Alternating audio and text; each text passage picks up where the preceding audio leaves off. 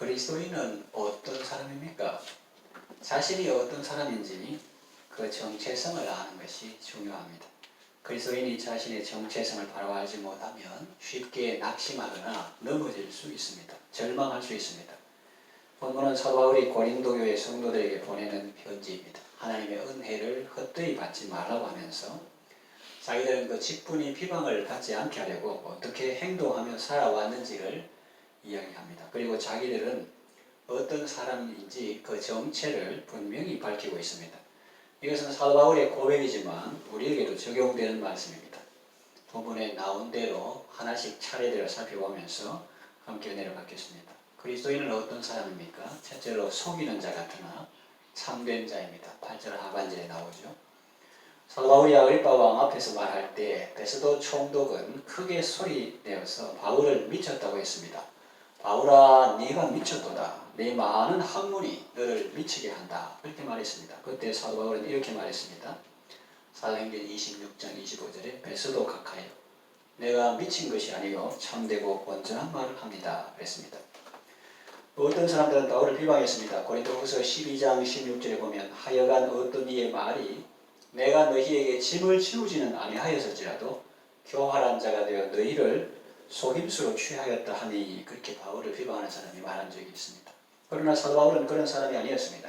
고린도후서 12장 15절에 보면 내가 너희 영혼을 위하여 크게 기뻐함으로 재물을 사용하고 또 내 자신까지도 내어주리니 했고 고린도후서 11장 9절에 내가 너희와 함께 있을 때 비용이 부족하였으므에 아무에게도 누를 끼치지 아니하였음은 마케도냐에서 온 형제들이 나의 부족한 것을 보충하였습니다. 내가 모든 일에 너희에게 폐를 끼치지 않기 위하여 스스로 조심하였고 또 조심하리라. 그렇게 말씀합니다.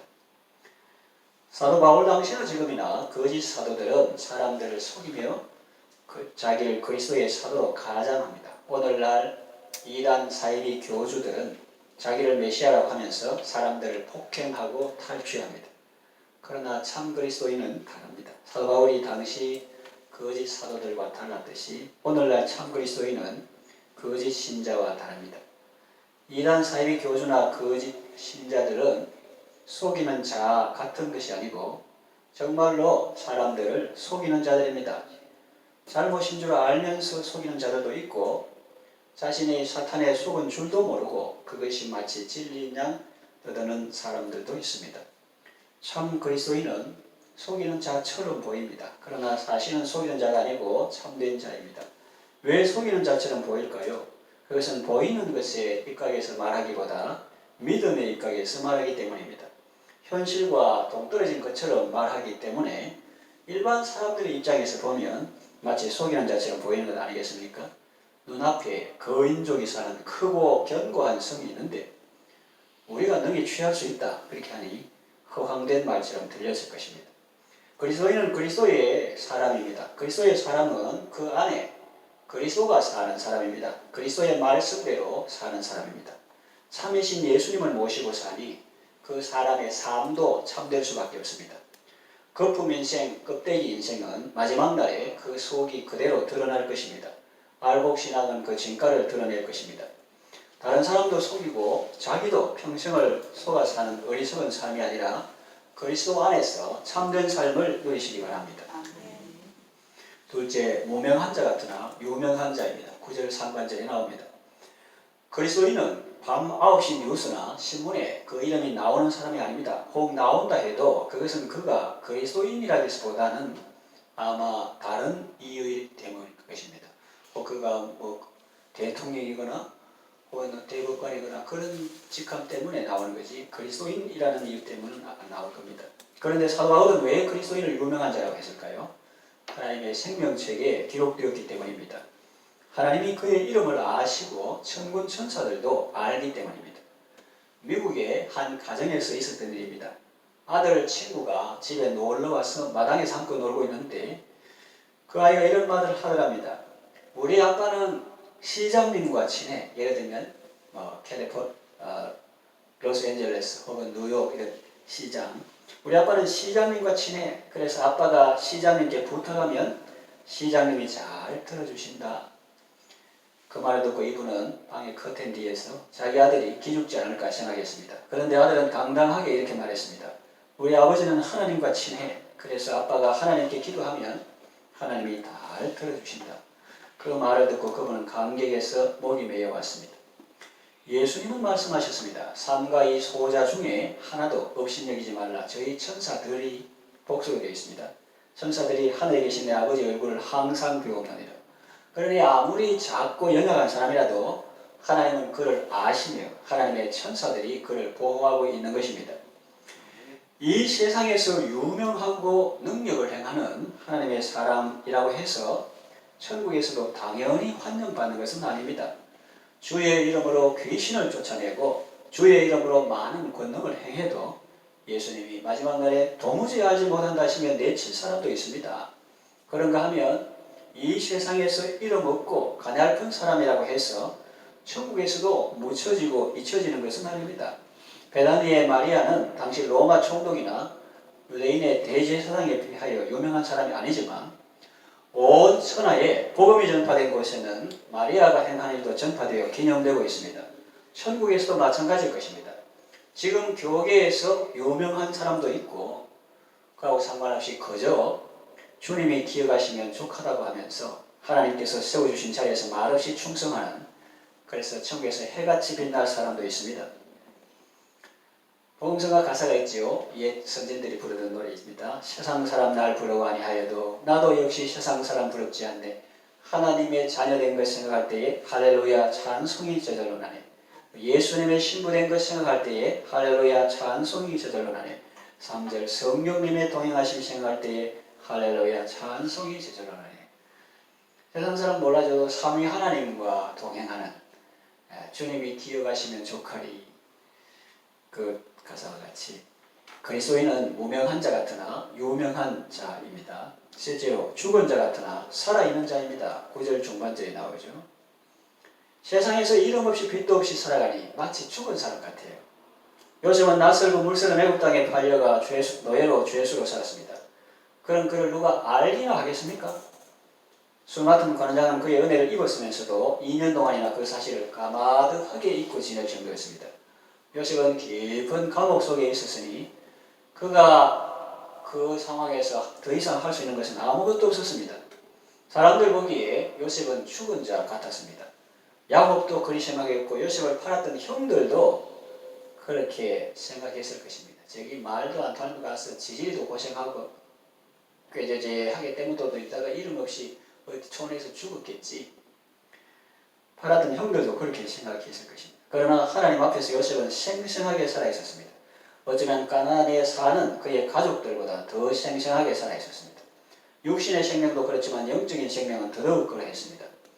그 당시 애국과 가나안에서 진정 살아있던 사람은 바로 요셉이라고 할 수 있습니다. 바로가 제 입으로 말했지 않습니까? 요셉이 미래를 통찰하는 하나님의 지혜를 가지고 이렇게 했으면 좋겠습니다 할 때에 바로가 친히 말하기를 이같이 하나님의 신에 감동한 사람을 우리가 어디서 얻으리요 그랬죠. 그리스도인은 죽은 자 같으나 살아있는 자입니다. 넷째로 징계를 받으나 죽임을 당하지 않습니다. 9절 하반절입니다. 그리스도인은 징계를 받고 벌을 받고 그래가지고 죽임을 당할 것 같습니다. 요셉을 보세요. 입 바른 소리 한다고 형제들의 미움과 시기를 받아 미디안 상인들에게 팔렸습니다. 노예가 되었습니다. 겨우 좀 사나 싶었는데 보디발 아내의 모함으로 누명을 쓰고 감옥에 들어갔습니다. 술 맡은 관원장의 꿈을 해석해 주었는데 이게 끈앞풀이 돼가지고 좀 바깥 세상하고 연결해 줄까 일말의 희망이라도 풀었는데 웬걸 그에게서 아무 소식이 없습니다. 답답한 감옥에서 그러다가 곧 죽을 것 같습니다. 그런데 어떻게 되었습니까? 곧 죽을 것 같은데 죽지 않습니다. 세상 살면서 요셉뿐만 아니라 그리스도인들이 세상 살면서 징계를 많이 받고 모함도 오해도 많이 받고 감옥에 갇히기도 하고 고난을 많이 받아서 죽을 것 같은데 죽지 않습니다. 사람들은 곧 죽을 것이라 생각했을 것입니다. 요셉을 상인에게 팔았던 형들도 그렇게 생각했을 것입니다. 낯선 땅에서 노예 생활하면서 너무 고달프고 힘들어서 죽었을 것이다 생각했을 것입니다. 그렇게 잊고 지냈는데 떡하니 22년 후에 눈앞에 나타나니 얼마나 놀랐겠습니까? 죽임을 당하지 않을 뿐만 아니라 다른 사람들을 죽음에서 구원하는 사람이 됩니다. 하나님은 이스라엘을 구원하기 위해서 요셉을 먼저 애굽으로 선발대로 보내셨던 것입니다. 다윗도 그렇지 않습니까? 그도 징계를 많이 받고 고생을 많이 했지만 그것 때문에 죽임당한 것이 아니라 오히려 사명을 완수하고 하나님의 부르심을 받아서 하나님 앞으로 갔습니다. 옛사람들이 선지자들이 흔히 말하듯이 병들어가 죽은 것이 아니고 고난 때문에 죽은 게 아니고 하나님의 때가 되어서 불러서 갔다. 성경이 분명히 다윗은 자기 때에 살다가 늙도록 부하와 종교하다가 하나님이 부르실 때 하나님 앞으로 갔다 그래 있죠. 그리스도인은 징계를 받는 자 같으나 죽임을 당하지 않습니다. 고난과 어려움은 사명의 길로 더욱 달려가게 할 뿐입니다. 다섯째, 근심하는 자 같으나 항상 기뻐하는 자입니다. 10절 상반절에 나오죠. 제가 지어내서 하는 게 아니고 성경에 나오는 순서 그대로 하는 것이니까 여러분 기억하기 쉬울 겁니다. 사도 바울은 감옥에 있으면서도 기쁨의 편지를 썼던 사람입니다. 성도들에게 항상 기뻐하라고 말했습니다. 그는 빌립보에서 감옥에 갇혔을 때에도 밤중에 기도하고 찬송했던 사람입니다. 그는 육체에 가시가 있었습니다. 질병이 있었다는 말이에요. 그것 때문에 고통스러웠습니다. 그러나 기도하고 하나님의 말씀을 들은 후에는 오히려 기뻐하게 되었고 자기의 약한 것들조차 하나님의 능력이 온전하게 나타나는 도구가 되니 약한 것들을 자랑하게 되었습니다. 그에게 근심이 아주 없었던 것은 아닙니다. 로마서에 보면 내게 큰 근심과 그치지 않는 고통이 있다고 했는데 그러나 그 근심은 세상 근심이 아니라 하늘의 근심이었습니다. 동족 이스라엘의 구원을 위한 근심이었습니다. 그리스도인은 사도 바울처럼 근심하는 자 같으나 항상 기뻐하는 자입니다. 여섯째, 가난한 자 같으나 많은 사람을 부요하게 하는 자입니다. 10절 중반절에 나오죠. 이 말씀을 주목해서 살펴보십시오. 정말 놀랍습니다. 그 표현이 가난한 자 같으나 실상은 먹고 살만한 정도는 되는 사람이다. 그러지 않죠. 표현을 잘 보면 가난한 자 같으나 많은 사람을 부요하게 하는 자라고 표현했습니다.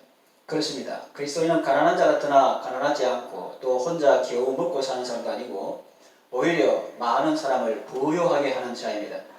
사도 바울의 생애를 보십시오. 집이 있습니까? 아내가 있습니까? 자녀가 있습니까? 가진 재산이 있습니까?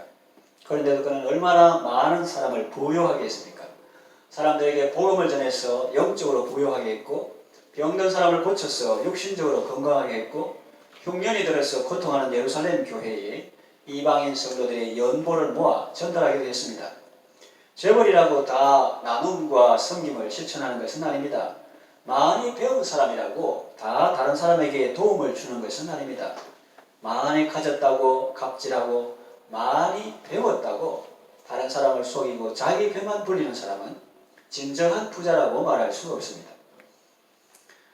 어려운 이웃과 재난당한 사람들을 위해서 연보할 때마다 여러분들이 기꺼이 동참해 주시고 풍성한 연보를 해주셔서 저는 참으로 기쁘고 그래서 하나님께 감사를 드립니다. 그리스도인은 가난한 자 같으나 많은 사람을 부요하게 하는 자입니다. 일곱째, 아무것도 없는 자 같으나 모든 것을 가진 자입니다. 10절 하반절입니다. 사도 바울 보세요. 정말 가진 것이 아무것도 없습니다. 집이 있습니까? 가족이 있습니까? 재산이 있습니까? 번듯한 직장이 있습니까? 정말 아무것도 없는 사람입니다. 그런데 그의 말을 한번 들어보세요. 정말 놀랍죠. 빌립보서 4장 18절 19절 내게는 모든 것이 있고 또 풍부하지라. 에바브로디도 표현에 너희가 보내준 것을 받음으로 내가 풍족하니 이는 받으실 만한 향기로운 제물이요 하나님을 기쁘게 한 것이라. 나의 하나님이 그리스도 예수 안에서 영광 가운데 그 풍성한 대로 너희 모든 쓸 것을 채우시리라. 이것은 그가 감옥에 있을 때 한 말입니다. 내게는 모든 것이 있고 또 풍부하다. 그렇게 말합니다. 그러면서 그를 생각하여 선물을 보낸 빌립보 교회 성도들을 축복하고 있죠. 자, 그렇다면 사도 바울은 얼마나 많이 가졌기에 이렇게 말했을까요? 고린도전서 3장 21절에서 23절. 그러나 누구든지 사람을 자랑하지 말라. 만물이 다 너희 것입니다. 바울이나 아볼로나 게바나 세계나 생명이나 사망이나 지금 것이나 장래 것이나 다 너희의 것이요 너희는 그리스도의 것이요 그리스도는 하나님의 것이니라 그랬습니다.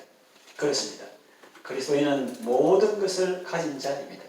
만물이 다 그리스도인의 것입니다.